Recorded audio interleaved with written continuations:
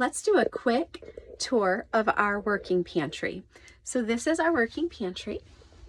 It's actually quite nice. It's a nice big space. When you walk in, you're going to come to a 3-drawer thing that we use. Now, we use these bags as our garbage bags. I'm not sure if I should admit this. I don't want garbage in the house. We are so many people and there is so many garbage and we have animals and all the things. I just don't want the mess. So we use these small like grocery bags by our sink. Oh, if you guys know us, you know we have lights on timers because lights don't get turned off. My husband's an electrician, so lights go off while I'm doing videos, and that's because we are saving money by not having lights left on. So we take our garbage out to the dumpster a couple times a day. We have a little bag that goes out, or at the end of the day, we'll have one bag go out.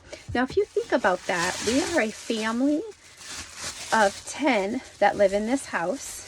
No, we're not. We are a family of 8. There goes the light again. I'm going to fix that. We are a family of 8, 6 children and 2 adults. And then we have our 2 grandchildren 3 days a week. And it is not uncommon for us once a day to fill this full. I mean, we'll fill this full, but it is not uncommon for us to only have one of these a day of garbage. If you think about that with a large family, I mean, I would love to have less. My goal is to have less, but that's still not terrible. So in this, we have our grocery bags that we use as a garbage bag. And I will tell you that I have people at church who bring these to me and we get them when we grocery shop. So we stay in these bags. In this drawer, we have like our parchment paper. But something else you should know about me. Wow. Hold on. I need to just stand up.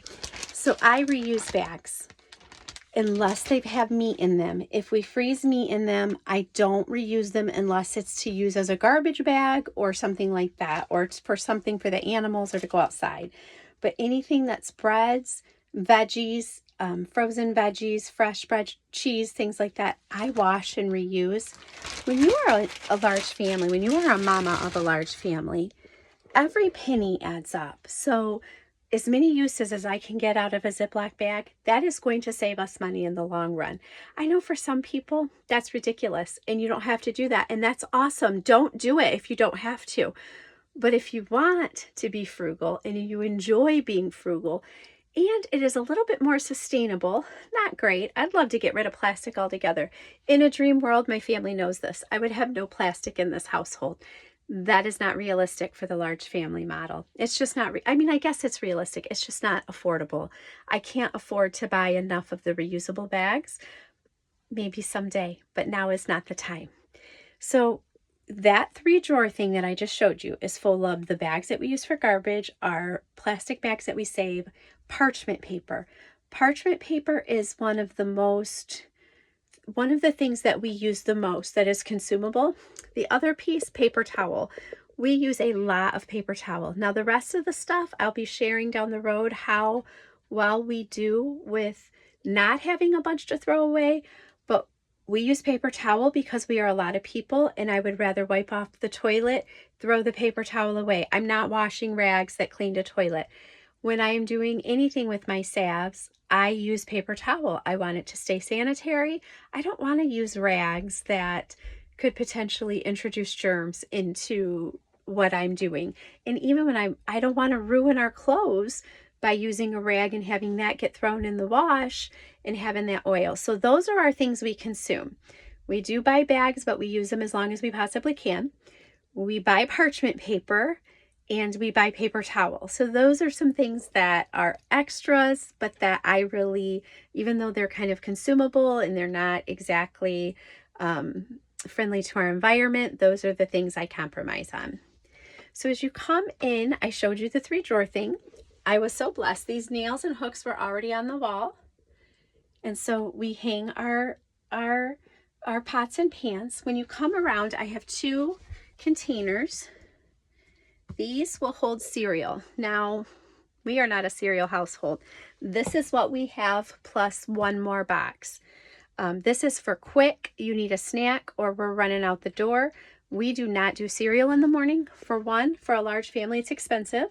For two, there's other ways to get the nutrition, and it's another thing that I would have to buy on the list if we required cereal. We would go through so much cereal. I do buy it when I go to Aldi. I like to buy their brand because they're dye-free, of like their little Fruity Pebbles, as if like we're doing a movie night or like for somebody's birthday. Ha! So a lot of times I like to have cereal for the person on their birthday morning, or if my son has an infusion, I'd like to have a little bit of cereal if he would like to eat cereal before we leave early in the morning. Other than that, we do not ever, rarely. And oh, if Rice Chex goes on sale, like where the family boxes are a good price, I will buy Rice Chex then. Wow, it just keeps, it's got to see me. There we go. All right, so if we come over here to our shelves, up here, we have molasses. We keep molasses by the gallon. I think this one's more than that. Yeah, this is 1 gallon because we make our own brown sugar, and we use molasses when I make homemade baked beans, and we use it in molasses cookies. So this will last us about a year. So that's with making our own brown sugar.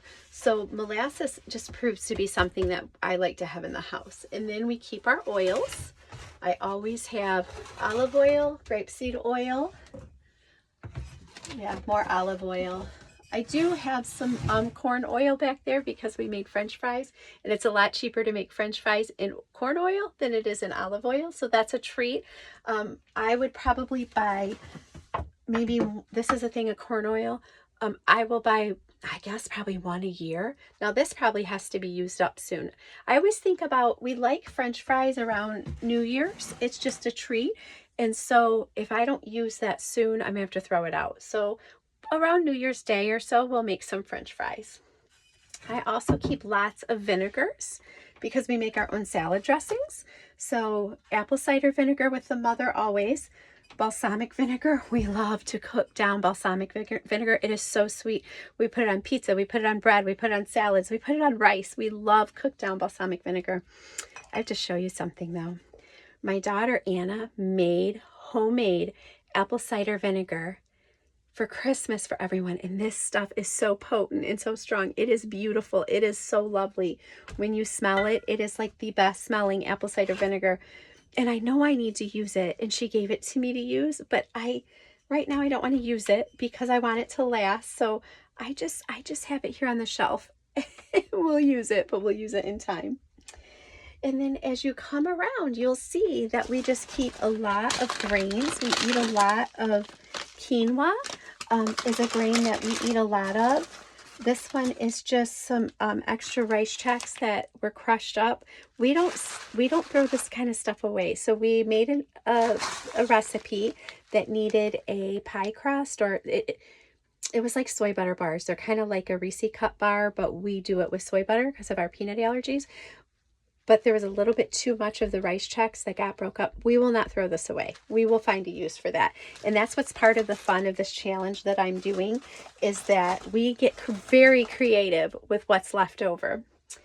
So then if you come into my working pantry, what is mostly in here is we use a lot of spices for cooking, like a lot. We are a spice family. This is our homemade brown sugar. This is the sugar that we keep up here. Cocoa powder, we keep a lot of cocoa powder. And then as you go down, we have all of our protein powders and all the things that we use, dietary type stuff. We keep, can you see this? We keep tea bags because we make cold tea. We actually do make sweet tea. That is a sweet that I allow. I allow sweet tea and lemonade, both which have real sugar, and a lot of people would say don't do that. That is something I allow, so we make it, and it lasts about 2 days, and they are all allowed to have 1 cup with dinner or lunch, depending on, if it's sweet tea, I like it to be lunch because there's caffeine in it. If it's lemonade, they can have it for dinner. And then in the summer, I do allow a little bit of extra lemonade. If they've been working out in the garden, they can have it in the afternoon. Other than that, their options are, I do allow coffee. My kids are coffee drinkers. All the tea that they want all day long, herbal teas, they can drink that from the morning to the night. And I also do not limit hot chocolate. So they are allowed to have hot chocolate during the wintertime. I do not have hot chocolate in the house during the summer, but in the winter I always have hot chocolate. So they have plenty of drinks, lots of variety. And then I'll show you some, we have some electrolyte drinks that we make that they also have to drink one a day, but those are not held in here. So, oh, you guys, that motion sensor, this has been a thing forever. This is what happens when you're married to a sexy electrician and he knows the little ways to save money.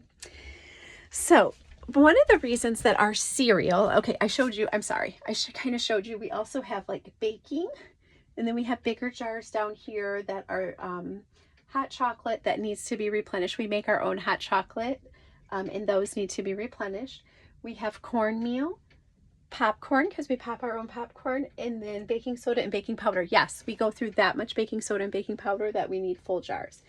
Now you will notice that most of our snacks, this light, most of our snacks are in these containers. Do you see? Like, I don't have anything that's not in containers like that. And then I also have these are from August and Farms, and I buy these from Amazon when they go on clearance, or not even necessarily when they go on clearance. I like these buckets for long-term storage because they're food grade buckets. I don't have to have them lined with food grade plastic bags or anything. And we just keep those full. They're easy to handle. They have a nice strong handle. And so I have found that August and Farms for my long-term food usage has been my favorite dehydrated food to eat. I'm going to tell you something. If you like potato soup, so this is a prepared food that I buy. This is from Amazon, August and Farms creamy potato soup. Oh my word. And like I said, I know I can buy that. So those are the kind of things that we buy when we do buy. The other thing that is really good, August and Farms, it's the freeze-dried corn. This is so yummy, just as a snack, just to grab and go. So I was telling you that you'll notice that I have all of our things inside of a container. The reason is when we moved in here, it was like battle royale. I was fighting mice so bad. I don't even want to admit to you, but I talked about it in my YouTube channel, so I'm going to go ahead and talk about it here. There was one day I killed 11 mice in one day. 11 mice in one day. It was horrifying. So I keep all the food now in the pantry inside of things once they're open. So this is our working pantry. We have vanilla still right now. However, it's going to run out soon. So I'm excited. I'm going to be making vanilla this week, and I'll be showing it. Well, it might not be till next week because I have several videos planned already for this week. But we're going to talk about what our family eats in a month out of our pantry from what we put up. It's very interesting to know that I will be doing a lot of canning this month because when things get so busy come September, when we're trying to start school and the garden is still coming on, I put a ton of stuff in the freezer. Well, a lot of that stuff needs to be canned up. I need to make some tomato sauce. I need to make some barbecue sauce for my rhubarb. So I'm going to be doing that. I take a break from canning in November and December unless it's Christmas canning, and I didn't do any Christmas canning this year. And so you're going to be journeying along with me this month as we use the pantry, fill the pantry with things like beans and barbecue sauce and tomato sauce, and we can pull those things out of the freezer. And then I will show you how inexpensively a family of 8 really can eat. It's crazy to me to say a family of 8 because I'm a mama of 12, but 6 are already out of the house. And they only come for dinner like once a week when I'm really blessed and I'm really lucky. But for us all to be together for dinner, that doesn't happen very often anymore. So we're a family of 8 right now that I'm feeding with grandbabies that my grandbabies come. And this is where part of the challenge is a little bit funny to me. My daughter-in-law, and my son pay us for any of the groceries, and they pay me for my time for when I have the kiddos. So I am going to still keep their babies in their fresh fruit and their cereal, but that will be specific to them. And that is just the way that it is. So that is one thing. If you see the grandbabies in any videos eating fresh stuff, it is because their mommy and daddy buy it for them. So that is our challenge. So we do the 3 Rivers Homestead Challenge. And I will be linking Jessica's YouTube and I don't know if she has Facebook, but Instagram. I will be linking all of that in these because it was her original idea. Although I started doing this in 1999, when it was going to be 2000, it was going to be Y2K. That was the first year that I filled my pantry to the brim with canning. Well, when Y2K did not happen, we joked and we called it Y2K anyway. My husband was working for the IBEW at the time. He had a lot of time off in January and February. Well, we took that year and we just vacationed because we didn't have to buy groceries. We were already prepared with all the toilet paper and everything we needed. And so while he was laid off from that IBEW, we were living so good. And so we called it Y2K anyway. That is when I started canning for the winter season, was back in 1999. So Jessica gave it a name to what we'd already been doing for so many years. But I'm joining on hers, hashtagging hers. I'll tag her in it and to give her credit, but follow along and see how we feed our family and all the things that we do from our pantry during January.